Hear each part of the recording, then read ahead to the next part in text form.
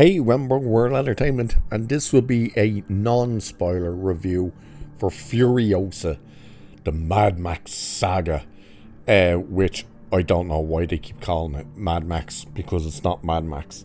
Overall, I will talk about the movie. I won't spoil it. However, the one thing I will tell you about the end credits, because it's weird and it makes no sense and you don't have to stick around really. Is there a post-credit scene and stuff? No. What they do, and it's so bizarre that they do this, is they show you clips of Fury Road. Yeah, that's right.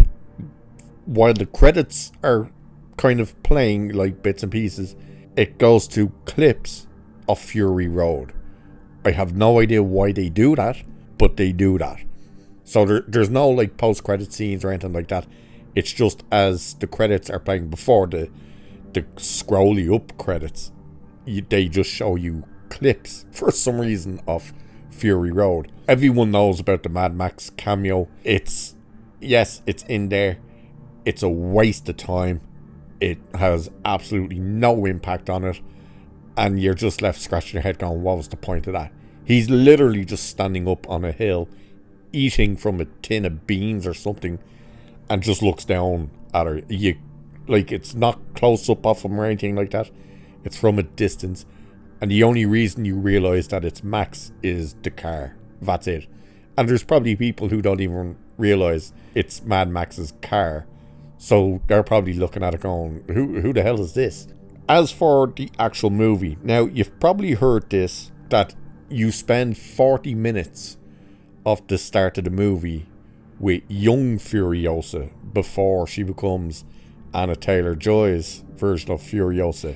That is wrong. You do not spend 40 minutes with young Furiosa.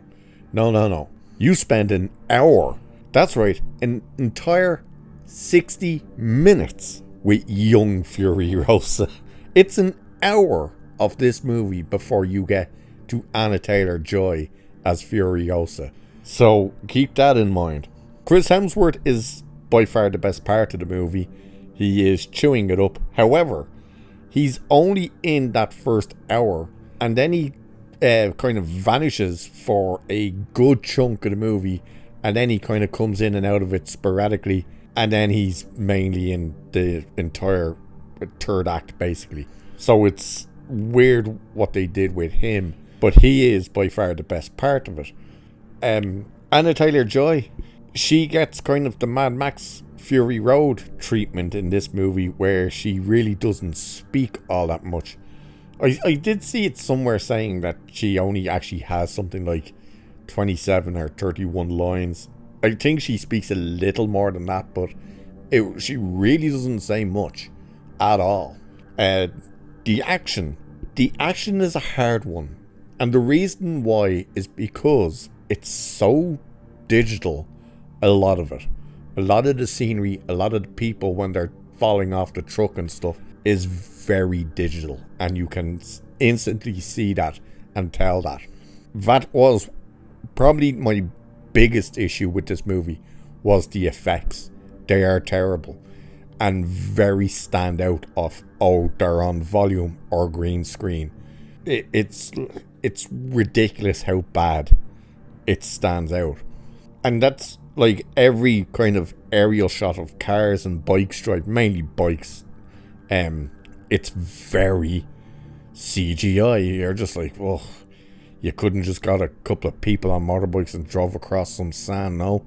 And what happens with the way that keeps looking is when you go into the action, it's a combination of practical, like the vehicles, the majority when you're kind of close to them are clearly practical, but everything else around it clearly isn't. And it stands out really, really bad, which is unfortunate because the action could have been great. I just can't look at it and say, the action is top notch, because it's so digital, and it takes away from it, because you're then questioning, well, what was actually done practically and what wasn't. You've probably also heard this about the movie, where people are saying it's not woke and stuff. It's not. Don't get me wrong, it's not kind of that messaging. But one of the reasons they said it's not woke is because Furiosa gets beaten up. That, you know, every fight she gets in, she loses basically and stuff.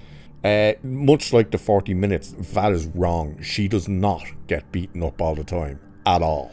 She basically wins almost every fight. It's other circumstances that she ends up getting caught, and I think she gets caught once. So that is wrong. I don't know what movie they were watching that they were saying they were seeing her getting beaten up, getting the shit kicked out of her here, there, and everywhere throughout the movie. I was like, no, she isn't. This is not happening at all. How she loses the arm is ridiculous. I will say that straight out of the bat. It is so dumb the way she loses the arm. You know, you're kind of think Echo, just without glass. Not in the way that's how she loses the arm. I'm talking about in how stupid of a way it happens is how she loses the arm. However, the performances of everyone is pretty solid. You know, Anna Taylor-Joy is good in the role. Again, Chris Hemsworth chews up the scenery. It's definitely him that you're pretty much paying to see. Especially seeing as, once again, like, Anna Taylor-Joy doesn't show up for the first hour of this movie. And it's literally bang on the 60-minute mark that it transitions from young Furiosa to old, or I should say older Furiosa. And it's really a story that just no one asked for and no one wants. Chunks of it are quite boring because nobody's really saying anything. You're kind of just watching people standing in the desert on bad CGI, and it's like, yeah, this is exciting. It's like, it really is kind of just boring and dull. It's so bizarre. You're kind of like questioning, why was this movie made, especially as we know where Furiosa ends up. And that's the thing as well. And this may be, well, it's not really a spoiler, but I suppose just in case spoiler, because it is the end of the movie. I'm not telling you exactly what happens with all the characters. I'm just saying it ends exactly where you're picking up for Fury Road, with her getting the girls and the truck, which means you are absolutely asking the question of, why didn't they just get Charlize Theron then to reprise the role? Because clearly Anna Taylor-Joy's version is meant to be her age in that film, because this goes right into Fury Road. There's no like, oh, it's a year gap or something. It goes directly, which just could be why they start showing you clips of Fury Road, which I still think is a bit of a stupid thing to do, but they do it. And you see like Charlize Theron in those clips, so you're kind of asking the question of why it was Anna Taylor-Joy hired to be Furiosa, and you didn't just bring back Charlize Theron. It's very strange. Immortal Joe is fine. You know, obviously it's a different actor now because the original actor died, who of course played the original villain in the very first Mad Max as well. He's not in it all that much. You're spending more time kind of with his sons in it. One of them played by Nathan Jones, for wrestling fans who remember as him. What was he called? The Colossals from Baggett Street or something. He was meant to be a prisoner. He had a very short run in the WWE before they fired his ass. He's like 6'10" or 6'11" or something. He's lost a lot of his size as well, you can tell in this movie. But overall, it's just a bit of a boring movie. It's not terrible. I'll tell you now, I hate Fury Road. That movie I can't stand. This is better than Fury Road. Just that the action, because you're mainly hanging your hat on the action for this movie. Because as I said, otherwise it's just people standing in the desert, not talking. And it gets let down because all of the CGI elements that are added into that. So I would have to take away points basically for that. Performances, as I said, are good. Story is, pretty useless, pointless. The Mad Max cameo, absolutely a pointless moment, especially if you don't even see his face or anything. You're just like, what is the point of that?